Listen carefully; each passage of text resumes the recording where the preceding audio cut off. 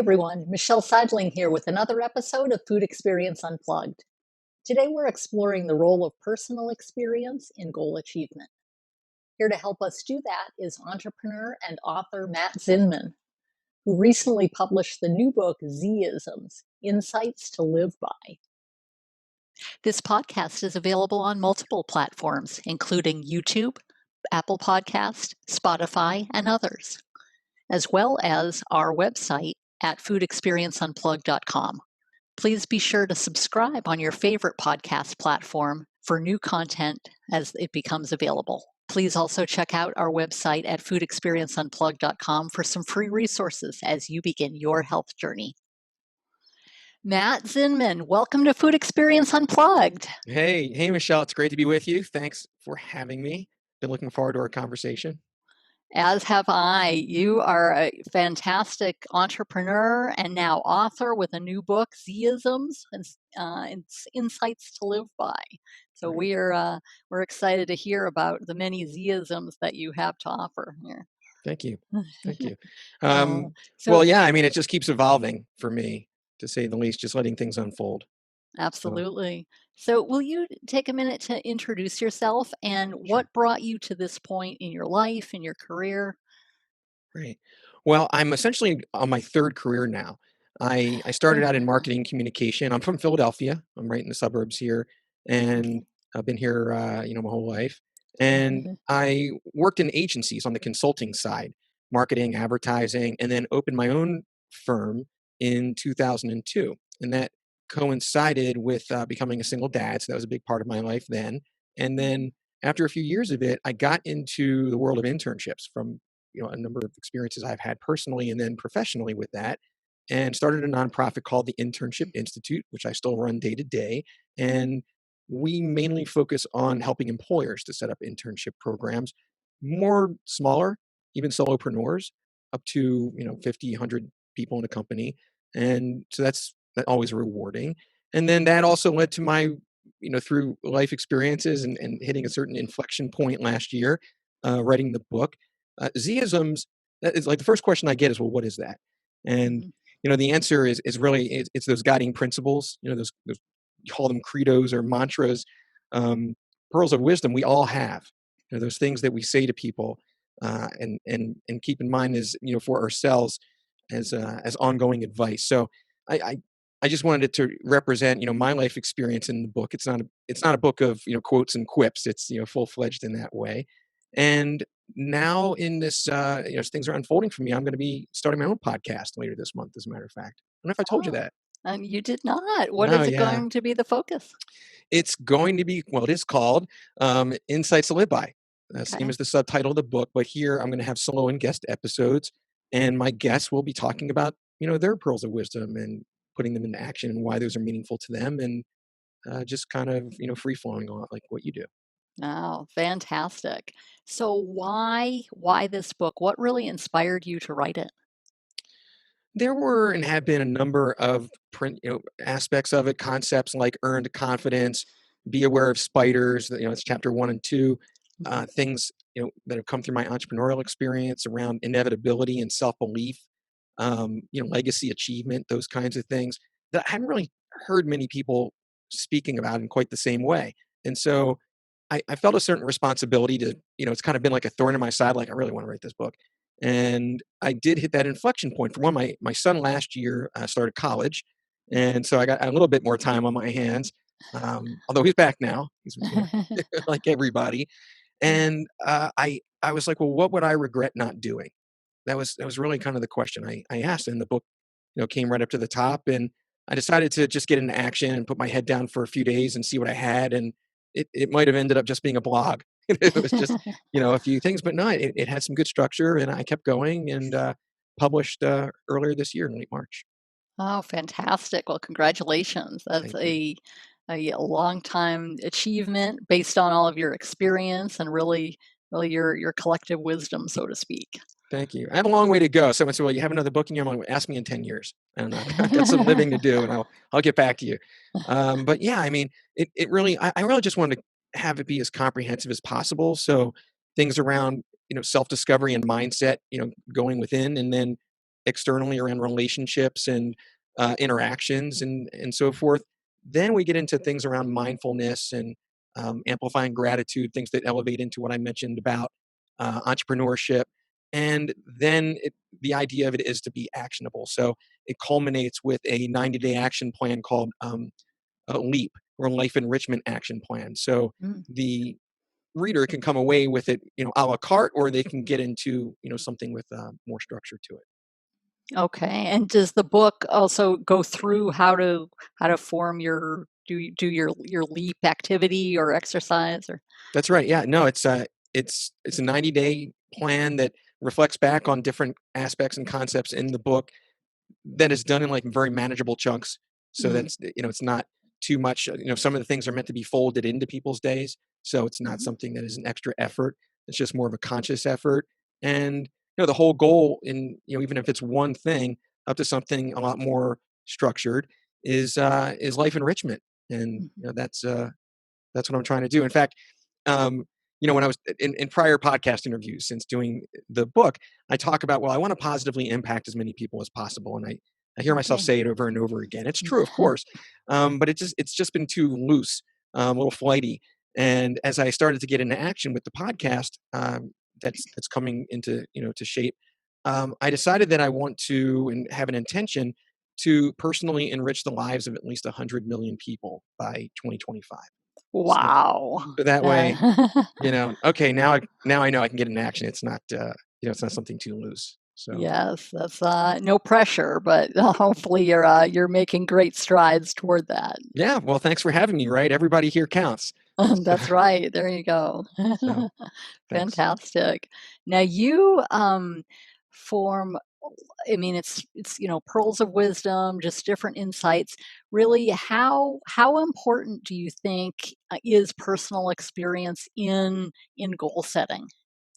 Wow. Well, it's funny in terms of that question when I hear it worded that way. The line under my signature on my email since 2002 has been, "There's no substitute for experience." So that Mhm, certainly folds into the internship and education space. If there's any line that I ever go to, personally prior to the book, it's that. So mhm, yes, I mean, there's certain things that, well, what do I wish my younger self knew? mhm, And there are aspects of that are in the book. And if I can only take my 19-year-old, right, and kind of take the matrix and plug sure. in just a little Mhm, bit, maybe that would be the best parenting possible. But he read the book, so mhm, that was a win. And it's for anybody that's coming into their career through at any point in life, especially if they're in transition. mhm. Okay, how so is in terms of the transition part? Well, I mean, coming from the work I continue to do with the institute, it's not just internships. I mean, I've gained career expertise. That includes military transition and disadvantaged youth, just people who are in a job search. The same principles apply. So there's that. Anyone who comes to an inflection point, and we're talking about things around defining your why, that question around, well, what would I regret not doing? Those sorts of things that come up later in the book, and with the LEAP plan, Mhm, and anyone into personal development. I think for the most part, will get something out of it that they can relate to. sure, that's fantastic. So just there a lot of wisdom, a lot of insights, so to speak. For Uh, sure. so the now you I mean this book you say is for everybody. Right. What are there challenges to learning from personal experience? Does it tend to be easy, or are you finding in your interactions that some people have challenges with kind of, I guess, applying what they're learning to, setting goals or other aspects of their life? I think it really comes down to the individual and their mindset in in having just a drive for self-improvement in the first place. If it's somebody who's going to make the same mistake over again and not want to grow, they're going to remain stagnant. And I certainly make my share of mistakes, and if I can help from making them twice, that's that's a good thing. Although that happens too. So yeah, I think that everyone can relate, from experience. So for example, when we talk about earned confidence and we say, Mhm, well, that's really the foundation of the book. That's chapter one. And what we're talking about is that you've proven yourself to yourself. You've Mm, made it through everything you have in your entire life, whether you're young or otherwise. You've been through something, whatever that ringer is. And so knowing that, having that obvious knowledge that, well, I made it through everything so far, right? I'm going to make it through, mhm, what I'm going through right now. I'm going to make it through whatever comes my way. That really starts to be have a grounding effect, so that you're not worrying, so that you're not being anxious and stressing mm, about things that are not certain to occur. So on one hand there, and then it's, well, regret or making assumptions. What good are those things doing you? So it's about sure. staying present and rooting in gratitude, and amplifying gratitude. The law of attraction is later in the book, so things connect as one chapter builds on the next. But overall, I think, from just an experience based standpoint, if there's any one message from that grounding principle around earned confidence and for the book itself, it's about not being anything less than kind to yourself. Mm, Why would you be anything less than kind to yourself? That's the first. If you can't answer that question affirmatively, then you know where to start. mhm, And what I like about it is that if you're talking about things like in terms of personal growth around self-esteem and self-love, and those are almost conceptual. It's hard to get your arms around it in a practical way. It's elusive. But if you go from a position of kindness in any given case, it's a this or a that. Am I being kind to myself at any given time? Is it kind to hold on to regret or stay mad at somebody or worry about something that's not certain to happen? So that really is at the heart of it. I mean, that kindness is, to me, it's really, it's that thermometer that you can always go back to when you find yourself in that, if you're scratching your head about something, you're not really feeling on your game. It's, what is that? What do you need to do to trust your gut? Whether you're being, people think of kindness as, well, kindness to others, but it mm. really starts with being kind to yourself. And that's really the guiding principle coming out of the book. Sure. Now, in terms of being kind to yourself, does that either positively or negatively affect your ability to achieve different goals? Yeah, absolutely. I think if there's, anything that comes into play that you can't give an affirmative to, that very question is an obstacle typically that you're putting in your own way.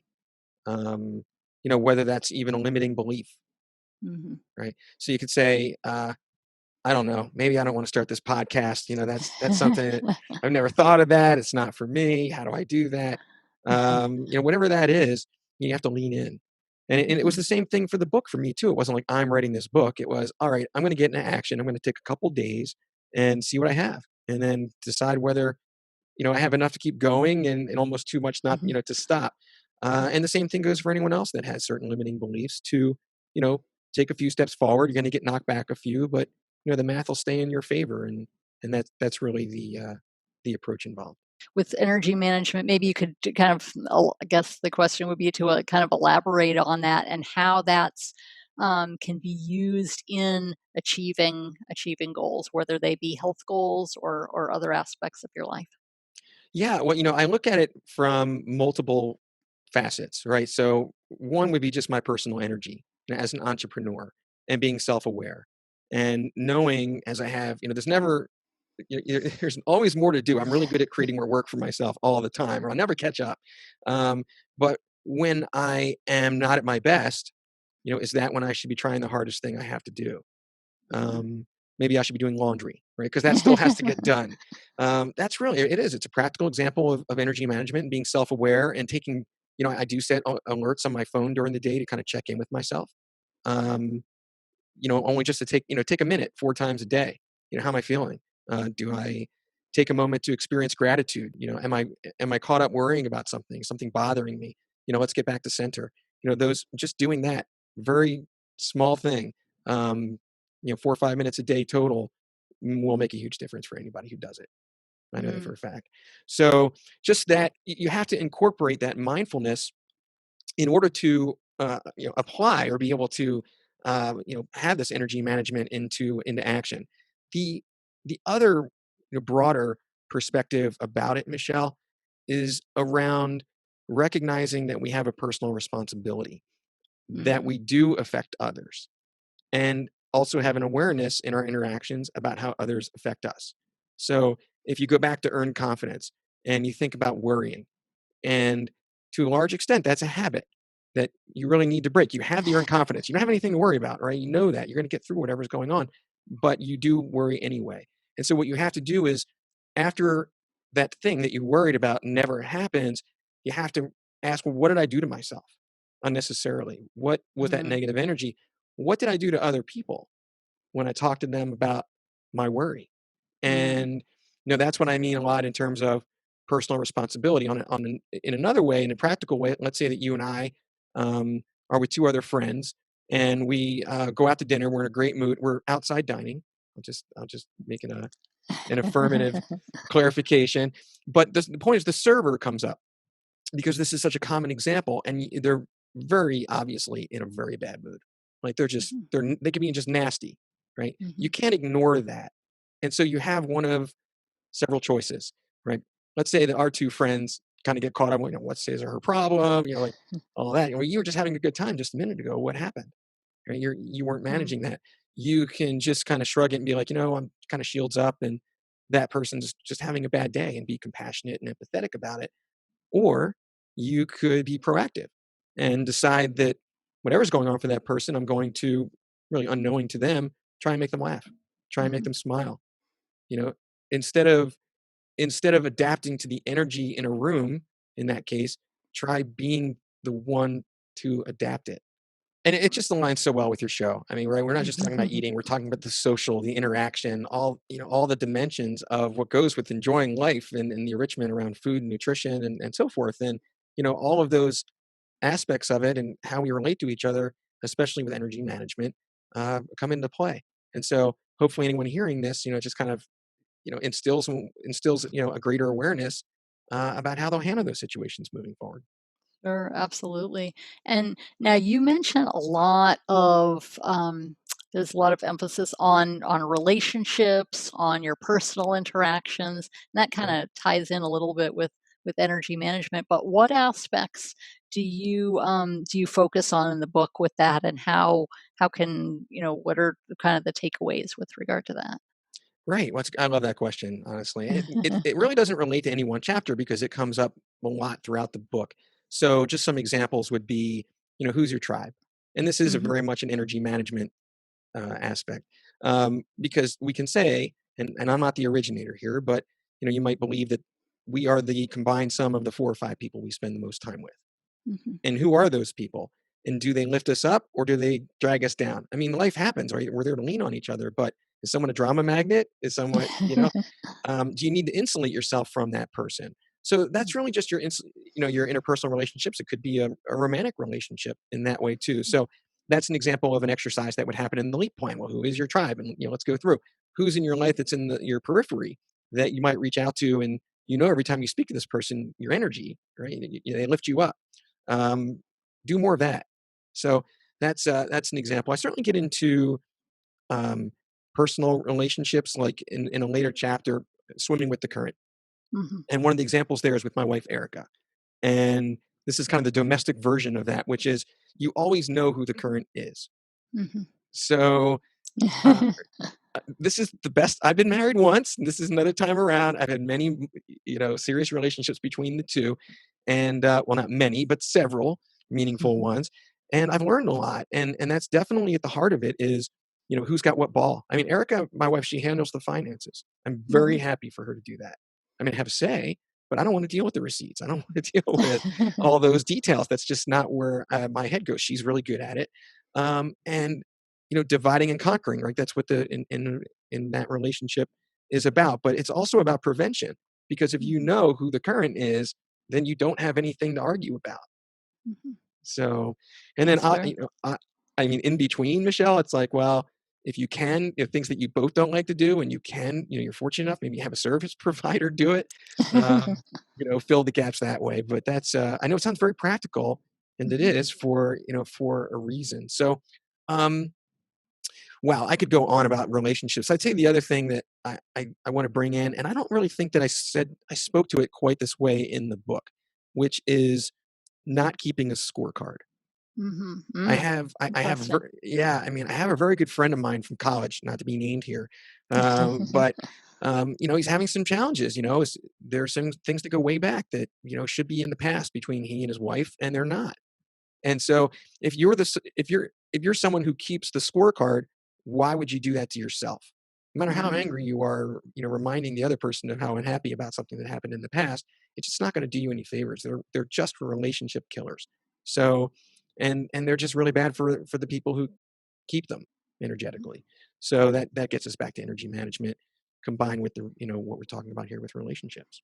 So absolutely, and I love that because we talk a lot about your food experience background and what's happened in the past, forming new goals, things like that, and that really ties in well in terms of you know don't dwell on the bad eating habits that you've had in the past or just different influences. Just kind of basically leaving the past in the past and moving forward. And Right. that seems to resonate a little bit with that aspect of your book. Yeah. I mean, again, I come back to that grounding principle is what you just described, being kind to yourself or not. Absolutely. Now, a lot of the book is based on your own personal experiences, Yeah. and Yeah. okay, as are there other success stories, so to speak, in your interactions with others, as far as how people have used their personal experiences to really set goals, to really achieve their goals, whether they be health goals or otherwise? Hmm. That's a good question. I'm trying. I'll tell you where my head goes when you ask that, and I'll try and abbreviate it.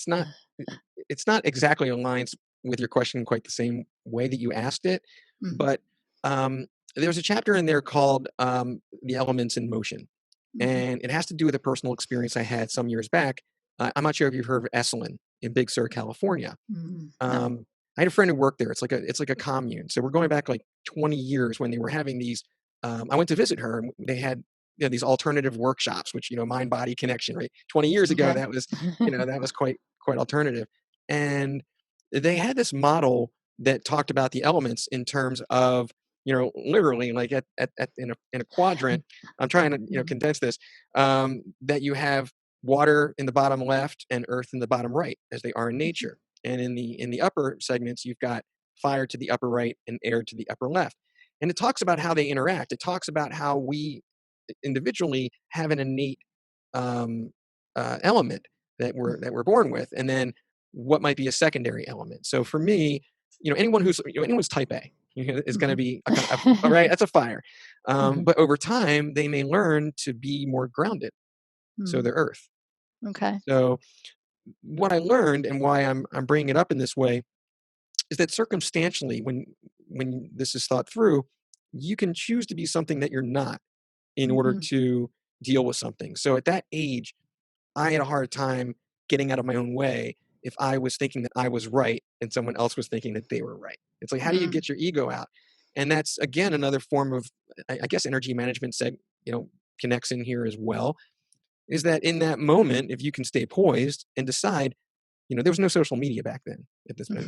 It mhm. was do I want to, go through a week of angry emails and Mhm. text messages, and or is it worth it to me to be water and douse the flames, even though I'm not water circumstantially, just from a relationship standpoint. That's just kind of a model that has really stood the test of time for me, which is why I put it in the book. And the front part of your question just had me go there. So the answer is no. I don't want. It's not worth it to me to pick your battles essentially in this case. But it was a great reminder, how I can spare my own ego by making a decision. Get my ego in check by sparing myself. That was kind of how I got out of my own way and said, well, you Mm, know what, Michelle, we're not going to see eye to eye here, and I'm not really sure what good can come of us, getting more into it. Why don't we just move on? I mean, so mm. that's an example of being water. Like, what are you going to say? I've just doused the flames. You're going to say, well, I want to fight, Matt. Let's go. I'm like, all right, now you deal with my fire. No, I'm just kidding. Well, I'm not sure that answered your question, but like I said, that's kind of where my head went. sure, no problem at all. I mean, now what about now in reflecting on your own personal experiences, how have you I mean, like writing the book is is a goal achievement in itself. But Sure. are there other examples that you've had of, learning from your personal experiences to, with one of your many businesses or Right. other aspects of your life? Yeah. Wow. Well, a whole bunch of things come to mind there, so I'll have to stay focused. I mean, look, one comes back to earn confidence around a lot of things that I've been through. I mean, I'm in my early 50s now. I mean, I've seen my share of challenges, both entrepreneurially and personally. Um, I haven't made it a secret since the book has come out that I've had to contend with depression since my early teens. I lost my brother to that in part. Mm, I so sorry. Yeah, I mean, well, 2012, and then my Yeah. parents, and I get the best gene pool in that regard. I saw my mom through a terminal illness, and so that caregiving experience doesn't get more difficult than that. So all these Mm, experiences again add up in that way to say, what, I made it through that. Like if I can make it through that, what there's nothing I can't make it through. So I don't have to worry about what isn't happening. I can just deal with the real. mm, So that's why I go there. From an entrepreneurial standpoint, as we go, more of a reference later in the book, when you go beyond the energy management and swimming with the current and things I mentioned there, we get into the law of attraction, and then beyond that into inevitability, which is regarding entrepreneurship. The one thing I'll say about the law of attraction, because it is what it is, and people talk about it how they do, and they relate it to gratitude and being fueled by gratitude, and gratitude in and unto itself being, that fuel for being in the moment and enriching the joy and of life itself. But what I look to that in summary is that what we expect tends to happen.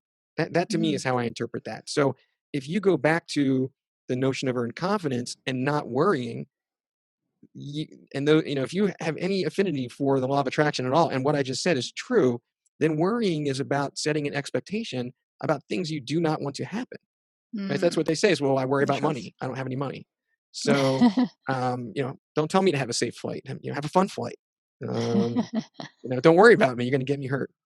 Um, those, I believe that. And, that's just part of mindset. But the thing about the law of attraction is that it's also transactional. I mean, it's not going to write the book for you. It's not going to start Mm, a company for you and make it successful. So where my head goes with your question to this point is around the notion of inevitability, which is about defining your why. It's about legacy achievement and how do you do that, both in terms of gaining that clarity and then pursuing that goal and bringing it to fruition. And if the law of attraction is fueled by gratitude, what we're talking about here is something being fueled by self-belief. mm, So when I apply that, I'm, I can assure you, it honestly is too much to get into for what you might want to cover otherwise in the interview. But the point is that as an entrepreneur, I mean, you're going to get punched in the gut 8 times a week. You're going to get knocked down 6 of them, right? But if you have the self belief, if you hold on to that, you're always going to get back up because you're going to do whatever it takes to get to where that you see yourself being. That's what we talk about when it comes to inevitability.